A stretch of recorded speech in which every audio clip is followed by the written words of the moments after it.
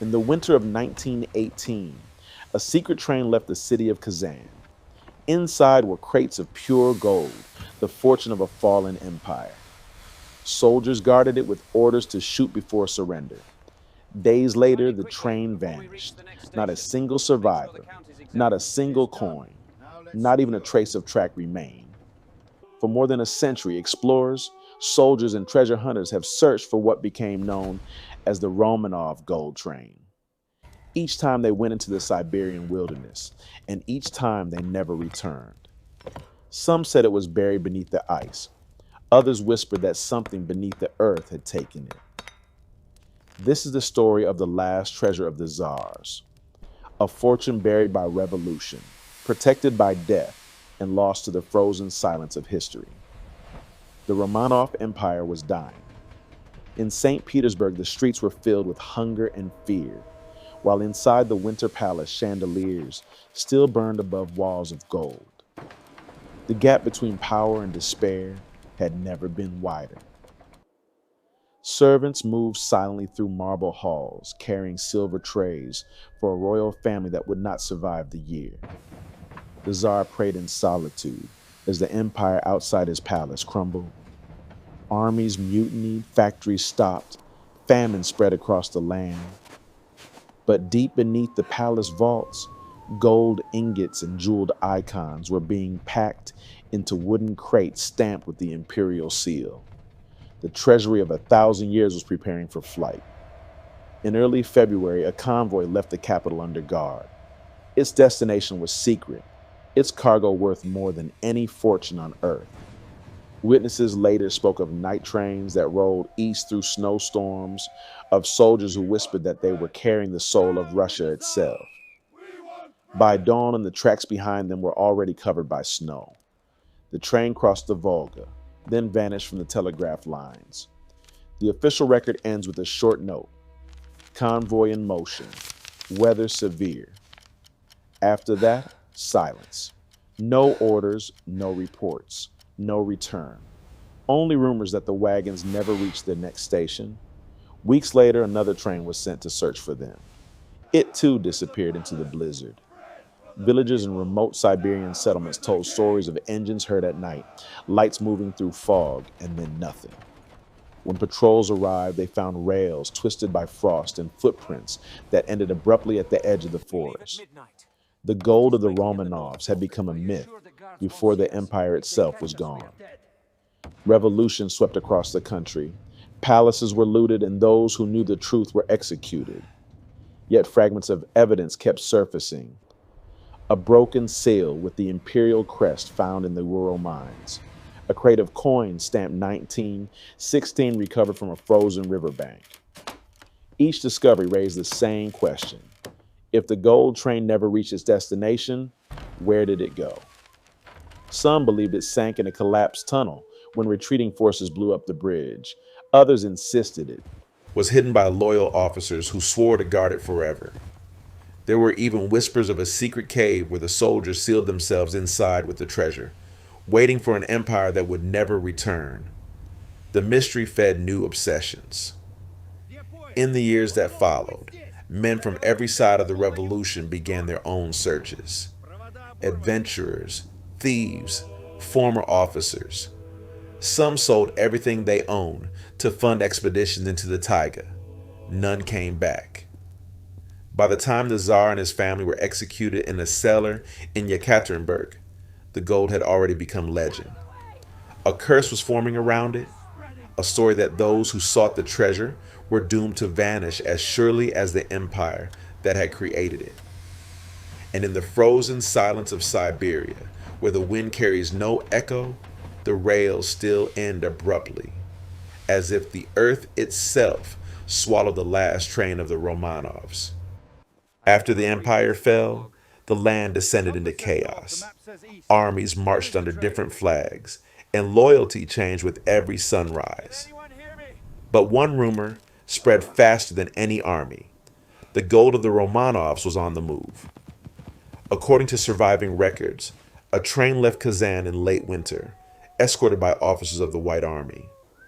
Its cargo was worth more than the entire war effort, crates of gold bars, imperial coins, jewels, sacred icons.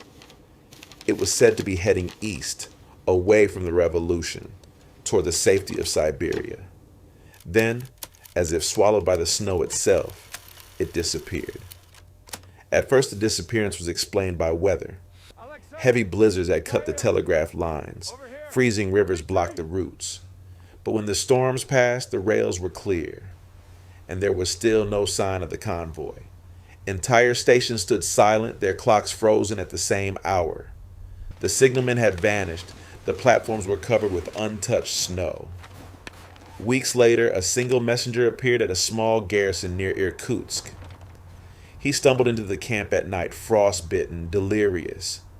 He spoke of the train, of lights in the storm, of screams lost in the wind. He said the tracks ended in the middle of the forest, as if the earth itself had swallowed them. By morning, the man was gone.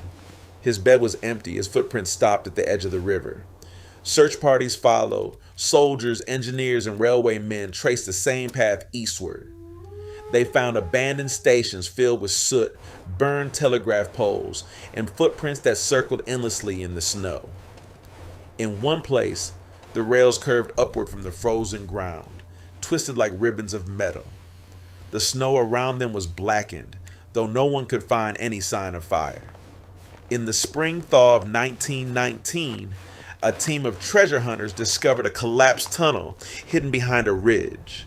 Inside lay broken crates, torn uniforms, and a single brass plate bearing the imperial seal. The deeper they went, the stronger the smell of iron and oil became. At the far end, they found a sealed door fused by heat. No one dared to open it. 2 days later, the men broke camp, terrified by noises that echoed through the tunnel at night, rhythmic sounds like the slow turning of wheels.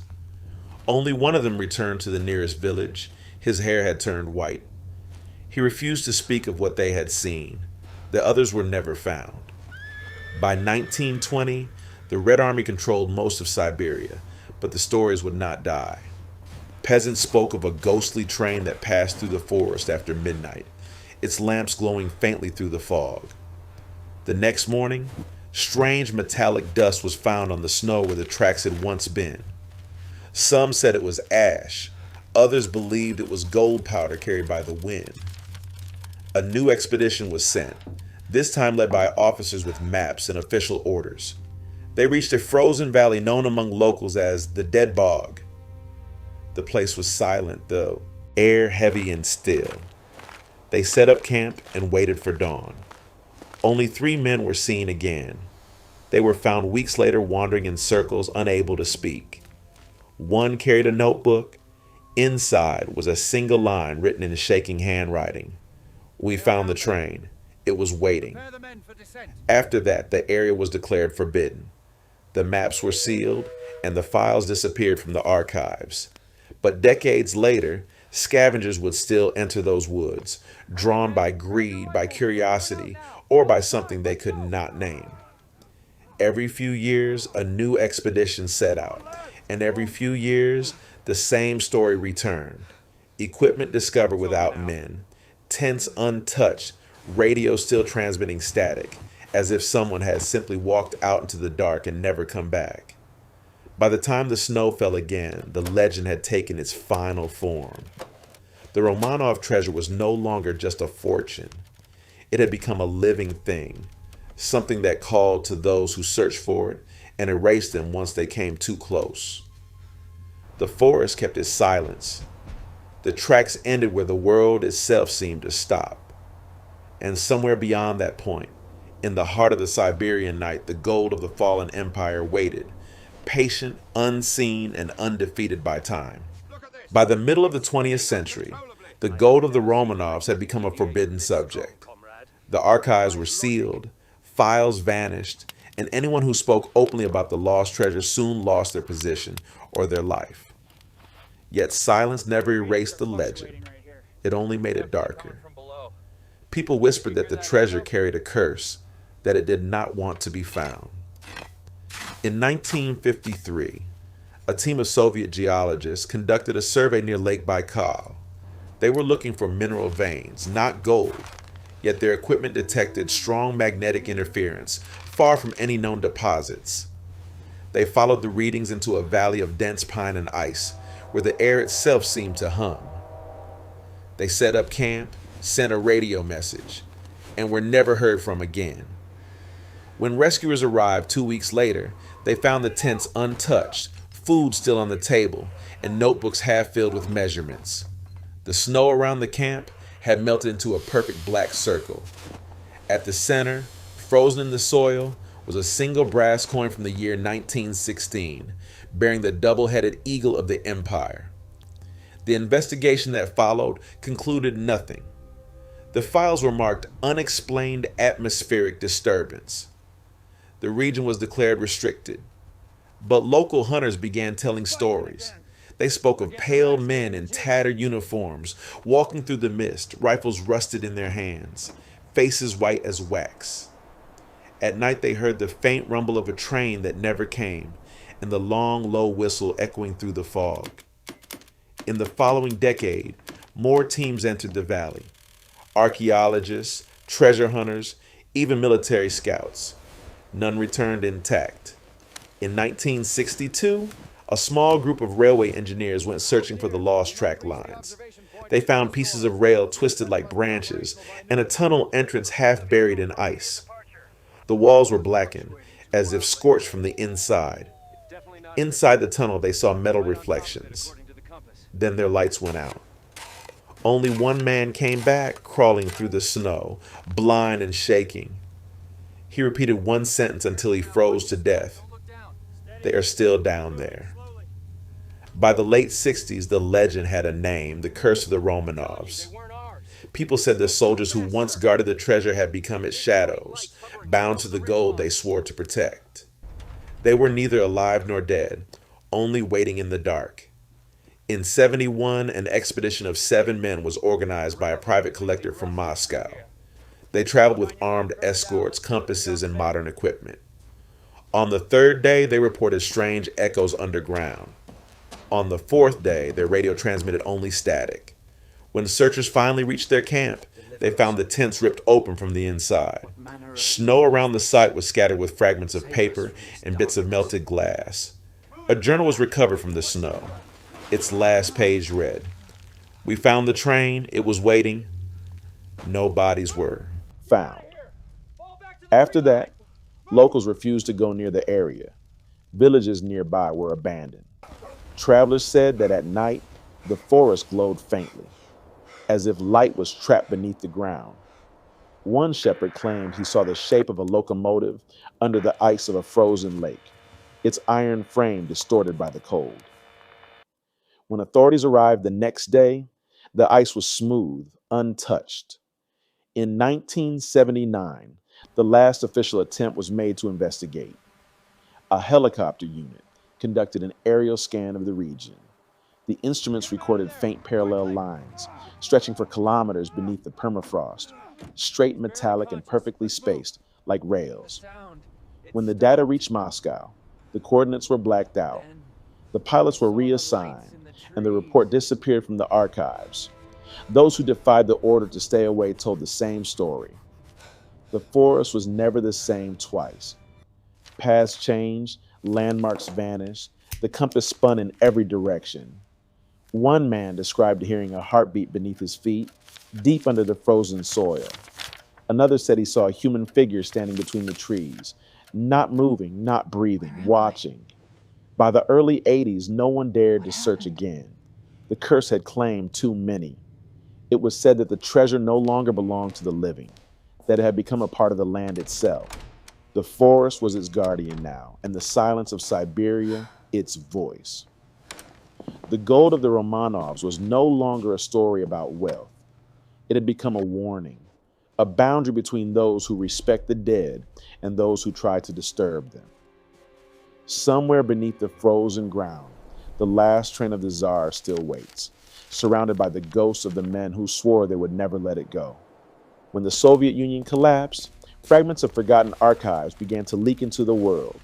Yellowed reports, blurred satellite prints, torn railway charts with red stamps reading access denied, hazardous sector. The coordinates pointed somewhere beyond Lake Baikal, deep inside the Siberian taiga.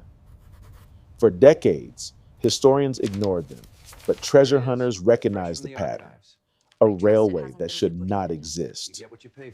In the early 1990s, satellite technology made myth visible. Thermal scans taken during winter revealed two perfect straight shadows beneath the ice, parallel lines running for almost 60 kilometers across untouched wilderness. Engineers who compared the spacing said it matched Imperial-era rails exactly. To the rational mind, it was geology. To the obsessed, it was proof. A British finance expedition was the first to test it. 12 men, snowmobiles, metal detectors, ground-penetrating radar. They left Irkutsk in January 1992. For 3 days, radio contact was steady. Coordinates, temperature, jokes, confidence. On the fourth day, a final broken message. We found it. Then silence. When search teams arrived, the camp stood untouched. Food frozen solid on the table. Generator still running. Tents unbroken. No men.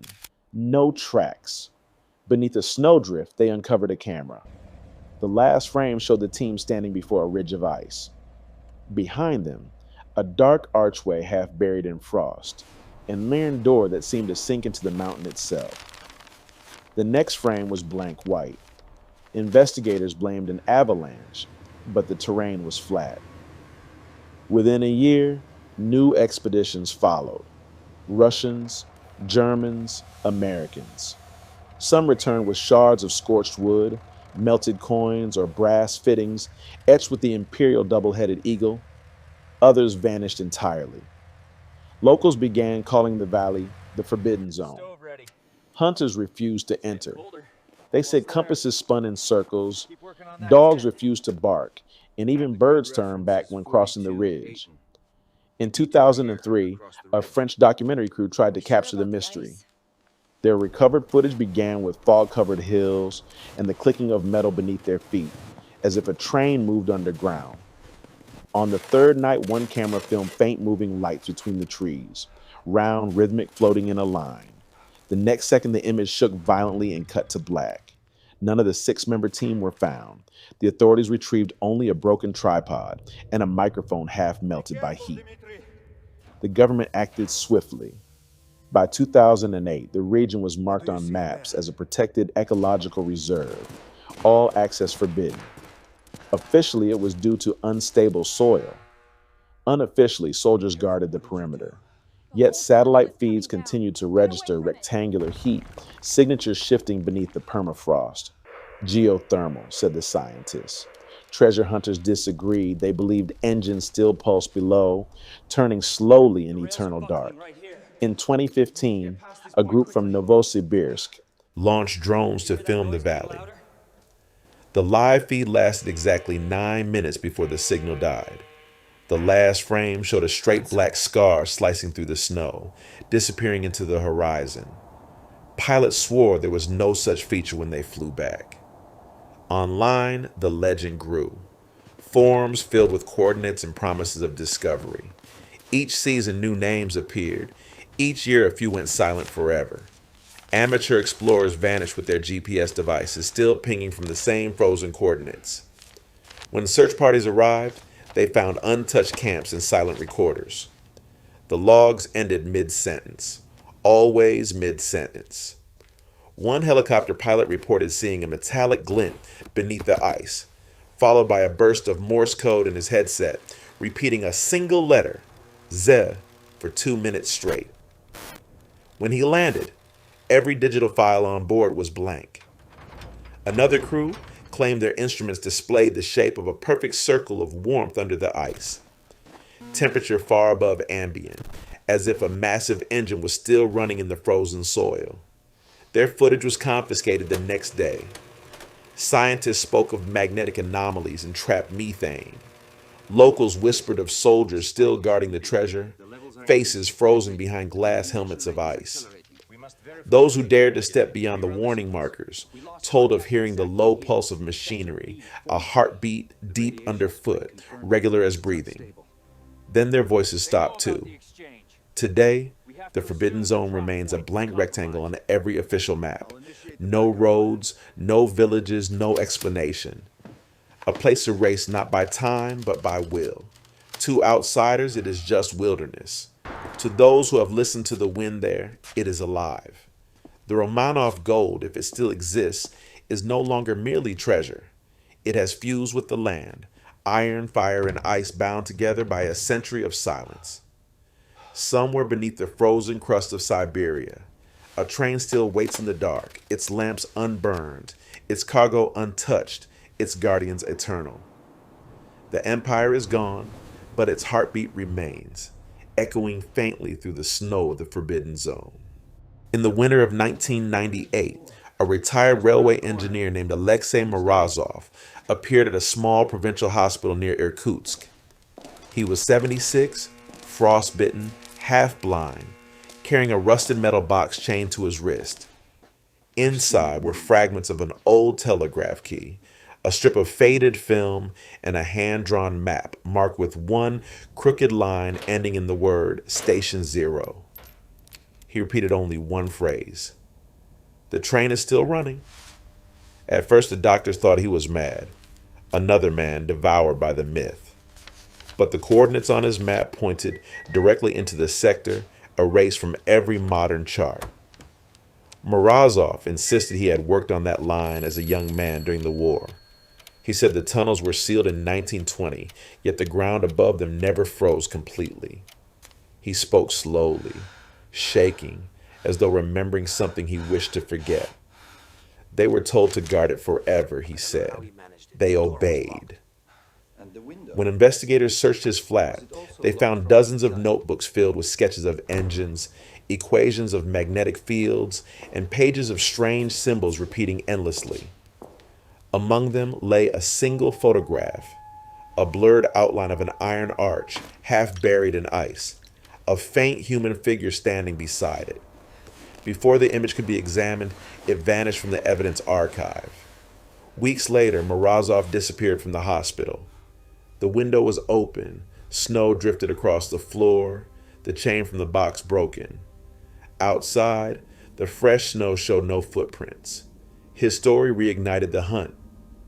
In the following years, private expeditions equipped with GPS, drones, and seismic sensors entered the Forbidden Zone, all confident, all convinced that modern technology could conquer superstition.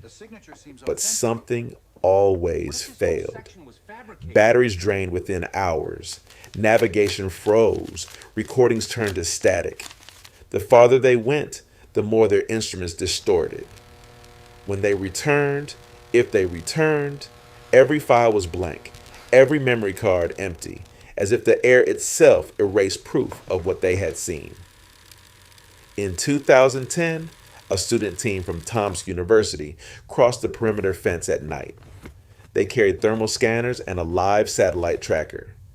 For 2 days, their signals updated normally. On the third, the last message appeared on the screen. "We found the tracks."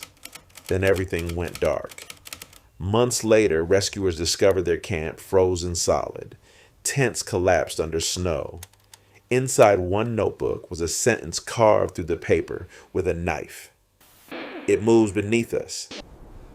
By the mid-2010s, the pattern was undeniable. Every search ended the same way. Silence.